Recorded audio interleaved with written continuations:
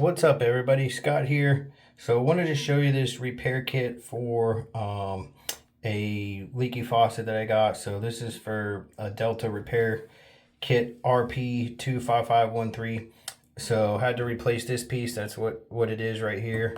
So basically you want to follow the instructions that comes with it right here. See right here, based on if you have a knob or a level handle. And basically you unscrew the nut first, take the old piece out, and then work in reverse order to put it back on. It's pretty simple to put back on.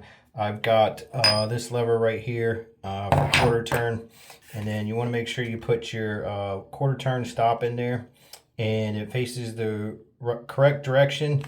This faces the correct direction based on the type of faucet you have or knobs you have. So as you can see right there, so make sure you follow these instructions, but pretty simple to do.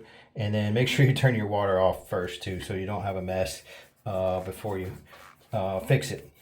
So if you got everything hooked back up correctly or put together back correctly, this will only do a quarter turn. Like you see right there, I got the stop in the right place now. So if you turn it back, it won't turn any farther than that.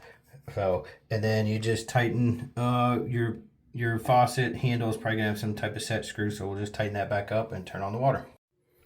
All right, got it back on, got it fixed. It's not leaking. We actually had to replace the kind of like O-ring and spring kit in the bottom there underneath the part to be able to keep it from leaking. Also, that was really probably the problem, but we just went ahead and kept the new part in there, the new